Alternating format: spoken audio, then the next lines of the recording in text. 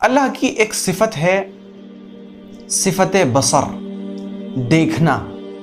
اللہ کی ایک صفت ہے سننا، اس کے سلسلے میں کل گفتگو ہو چکی۔ اللہ کی ایک صفت ہے دیکھنا۔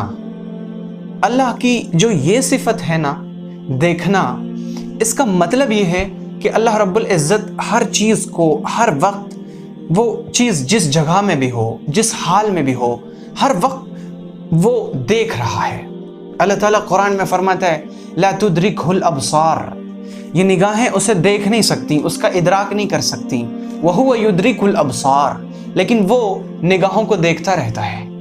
جب اللہ رب العزت نے حضرت نوح علیہ السلام کو کشتی بنانے کا حکم فرمایا تو اللہ نے فرمایا وَاصْنَعِ الْفُلْكَ بِأَعْيُنِنَا، اے میرے پیغمبر، میرے محبوب، میری نگاہوں کے سامنے تم کشتی بناؤ، تم میرے نگاہوں کے سامنے کشتی بناؤ۔ یہ جو کافر تمہیں کہتے ہیں، الٹی سیدھی بات کرتے ہیں، ان سے غم نہ کریں، آپ میری نگاہوں میں ہیں، آپ کشتی بنائیں۔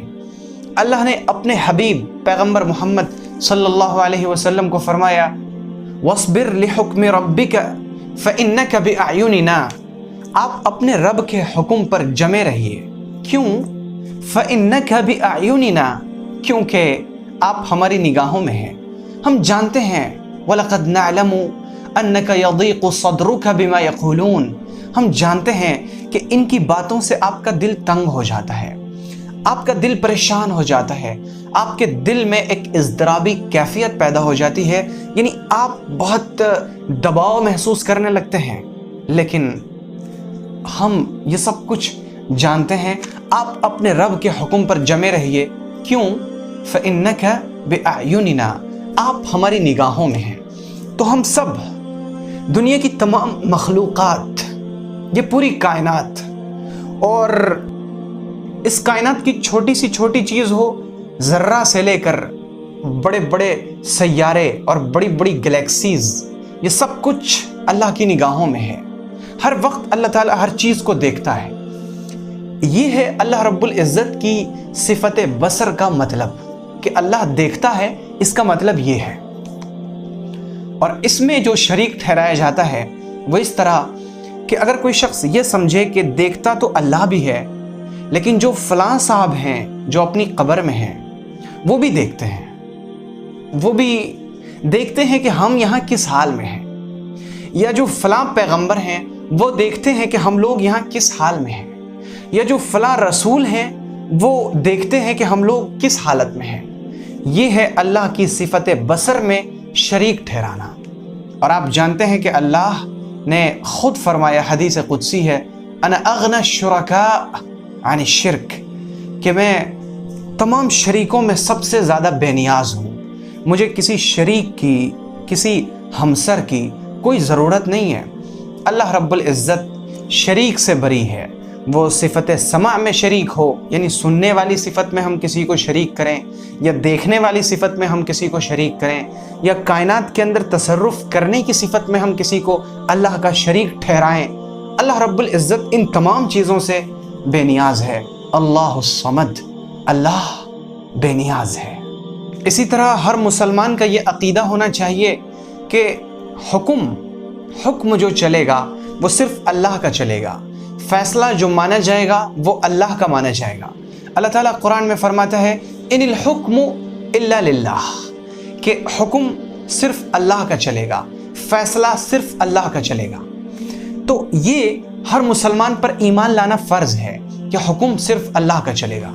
اب اگر کوئی شخص ایسا کرے کہ وہ اللہ کے حکم پر کسی اور کے حکم کو فضیلت دے دے کہ نہیں، میں اللہ کا حکم نہیں مانوں گا، میں فلاں صاحب کے حکم کو مانوں گا، یعنی اللہ کا حکم چھوڑ کر کسی اور کا حکم ماننے لگے، یہ بھی شرک ہے۔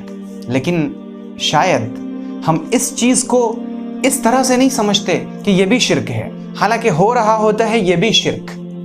اور آپ ذرا اس سلسلے میں غور کیجئے کہ اگر ہمارے کسی بڑے نے ہمیں حکم کیا کہ آپ جا کر میرا فلاں کام کر دیں بازار سے، تو یہ فلاں صاحب کا حکم ہے کہ بازار میں جا کر میں ان کا یہ کام کر دوں۔ درمیان میں نماز کا وقت آ گیا، اس وقت اللہ کا حکم یہ ہے کہ میں نماز ادا کروں۔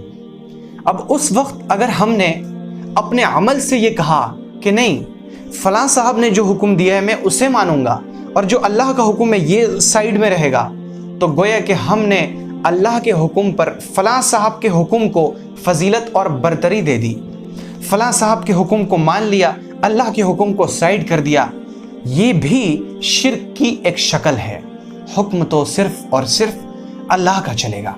अल्लाह का हुक्म है झूठ कभी मत बोलना।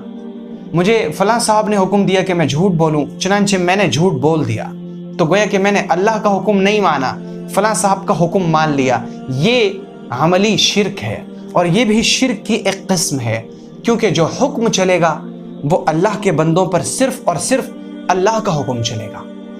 तो ये भी शिर्क है और हमें चाहिए कि हम शिर्क और शिर्क की तमाम किस्मों से इस तौर पर तौबा करें कि हम अपनी तौबा में जमे रहें और अल्लाह ताला से हमेशा ये दुआ हम मांगा करें, ऐ हमारे रब, हमें मौत से पहले सच्ची और पक्की खालिस तौबा अता फरमा दीजिए। मुझे तौफीक दे दीजिए कि मैं आपके लिए सच्ची और पक्की तौबा कर लूँ। तो इंशाअल्लाह हम शिर्क से भी बचेंगे और शिर्क की तमाम किस्में जो बयान की गई हैं इनसे भी हम बचने की कोशिश करेंगे। अगर आपको ये वीडियो पसंद आई हो तो वीडियो को लाइक करें और शेयर करें और चैनल को सब्सक्राइब करना हरगिज न भूलें।